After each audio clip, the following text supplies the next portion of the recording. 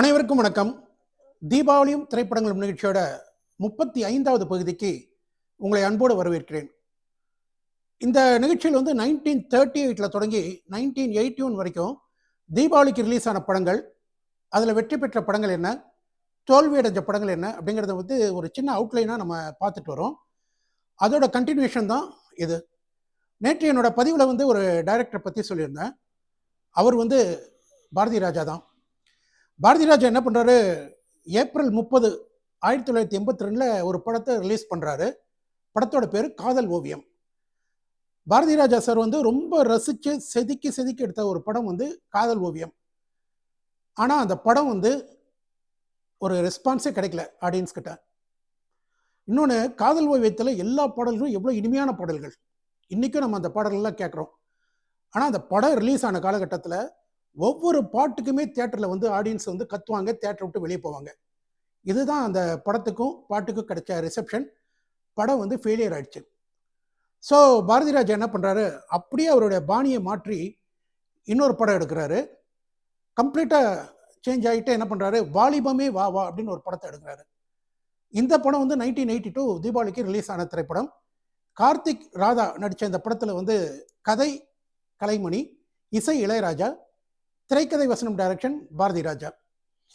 பாரதி ராஜா என்ன பண்ணுறாருன்னா, இந்த ஆண்மை குறைவு, லேகியம், இந்த மாதிரி சமாச்சாரங்களெல்லாம் வச்சுட்டு ஒரு காமெடி படம் எடுக்கிறதா நினச்சிட்டு இந்த படத்தை எடுத்திருப்பார். ஆனால் இந்த படமும் ஒரு தோல்வி படம் தான். பொதுவாகவே இளையராஜா அண்ட் பாரதி ராஜா காம்பினேஷனாக சாங்ஸ்லாம் எவ்வளோ நல்லா இருக்கும். ஆனால் அதோட கம்பேர் பண்ணும்போது இந்த வாலிபமே வாவா படத்தில் பாடல்கள் அந்த அளவுக்கு எடுபடலை. பொன்வான பூங்காவில் தேரோடுது அப்படிங்கிற ஒரு பாட்டும், டக்கர் டக்கர் டக்கர் டக்கர் டக்கர் பேபி, இந்த 2 பாடல் தான் அந்த டைமில் ஓரளவு ஹிட்டான பாடல்களே தவிர மற்ற பாரதி ராஜா இளையராஜா காம்பினேஷன் இருக்கிற பாட்டோட கம்பேர் பண்ணும்போது இந்த பாடல்கள்லாம் ஒன்றும் இல்லை. இந்த படமும் ஒரு தோல்வி படமாக தான் அமைஞ்சது. 11/11/82 தீபாவளிக்கு வெளியான திரைப்படம் அக்னி சாட்சி. சிவகுமார், சரிதா நடித்த இந்த படத்திற்கு பாடல்கள் வாலி, இசை மெல்லிசை மன்னர் MS விஸ்வநாதன், எழுதி இயக்கியவர் K. பாலச்சந்தர். ஆக்சுவலாக கேபி சார் ஃபஸ்ட்டு இந்த கதையை கமலஹாசனை வச்சு எடுக்கலாம் அப்படின்னு தான் பிளான் பண்ணார். அதுக்கப்புறம் அது ட்ராப் ஆகிட்டு அந்த கேரக்டரையே பார்த்திங்கன்னா அப்படியே ஒரு கதாநாயகி கேரக்டராக மாற்றிடுறாரு. ஆக்சுவலாக ஹீரோ பண்ண வேண்டிய ஒரு சப்ஜெக்டை அப்படி ஹீரோயின் சப்ஜெக்டாக மாற்றி சரிதா வச்சு எடுத்தார். சூப்பர் ஸ்டார் ரஜினிகாந்த் இந்த படத்தில் ஒரு கௌரவ இடத்துல வருவார். மெல்லிசை மன்னர் MS விஸ்வநாதன் புது கவிதைகளுக்கு மெட்டமைச்சிருப்பார். கனா காணும் கண்கள் மெல்ல அப்படிங்கிற சூப்பர் ஹிட் பாடலுக்காக சிறந்த இசையமைப்பாளருக்கான விருது மெல்லிசை மன்னர் MS விஸ்வநாதனுக்கு கிடைத்தது. சரிதாவோட நடிப்பு மிக அற்புதமாக இருக்கும். அந்த கேரக்டரை அப்படியே பேலன்ஸ் பண்ணிவிட்டு சிவகுமார் ரொம்ப ரொம்ப அருமையாக நடிச்சிருப்பார். சிவகுமார் தன்னுடைய பண்பட்ட நடிப்பு இந்த படத்தில் காமிச்சிருப்பார். எல்லாம் இருந்தும் இந்த படமும் ஒரு தோல்வி படம். 1982ஆம் ஆண்டு தீபாவளிக்கு ரிலீஸ் ஆன திரைப்படம் darling darling darling. Bhagyaraj, Poornima Jayaraman, Suman நடித்த இந்த படத்திற்கு இசை சங்கர் கணேஷ், திரைக்கதை வசனம் டைரக்ஷன் பாக்கியராஜ். இந்த படத்தில் நடிக்கும்போது தான் பாக்கியராஜுக்கும் பூர்ணிமாவுக்கும் லவ் ஸ்டார்ட் ஆச்சு. இந்த படம் முடிஞ்ச ஒரு 5-6 மாதத்தில் அவங்க கல்யாணமும் பண்ணிட்டாங்க. இந்த படத்தில் சங்கர் கணேஷோட இசை பட்டை கலைப்பிருப்பாங்க. ஓனிஞ்சே நீதான் பாடும் கீதங்கள், அதே போல் அழகே விழிகளில் 60 கலைகளும் எழுதிய திருமகளே, 2 பாட்டும் சூப்பர் ஹிட் பாட்டு. குறிப்பாக இந்த அழகை விழிகளில் பாட்டுக்கு முன்னால் ஒரு ஓப்பனிங் மியூசிக்கோட அந்த பாட்டு ஆரம்பிக்கும். அந்த ஓப்பனிங் மியூசிக் வரும்போதே பார்த்திங்கன்னா தியேட்டரில் கிளாப்ஸ் பிச்சு உதறும், விசில் பிச்சு உதறும். அந்தளவுக்கு 2 பாடல்களும் சூப்பர் ஹிட் ஆச்சு. படம் 100 நாட்கள் ஓடிய ஒரு வெற்றி திரைப்படம்.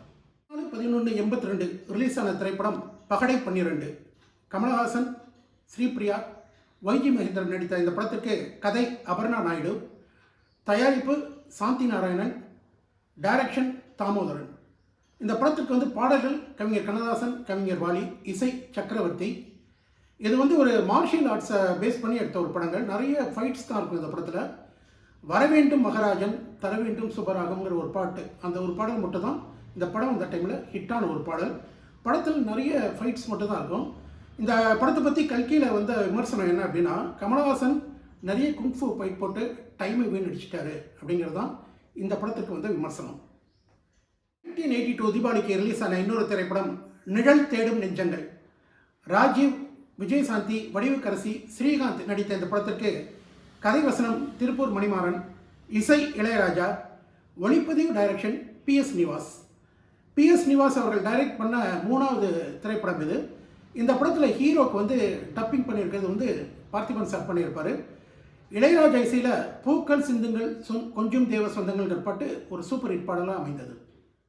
ஒரு புகழ்பெற்ற டைரக்டருக்கு அசிஸ்டண்ட்டாக இருந்த ஒரு டைரக்டர், அவர் ஒரு கதாசிரியர். அவர் 1982 தீபாவளி ரிலீஸில் ஒரு படத்தின் மூலமாக டைரக்டராக அறிமுகமாகிறாரு. அவர் எடுத்த அந்த முதல் படமே பெரிய வெற்றி அடையுது. தொடர்ந்து அவர் பல படங்கள் எடுக்கிறாரு. எல்லா படங்களும் மேக்ஸிமம் பார்த்திங்கன்னா ஹிட் மூவிஸாக தான் இருக்கும். அவருக்குன்னே ஒரு தனி பாணியை வகுத்துட்டு டைரக்ட் பண்ணுறாரு. அந்த டைரக்டர் யார்? அவர் டைரக்ட் பண்ண முதல் படம் எது? இதுதான் உங்களுக்கான கேள்வி.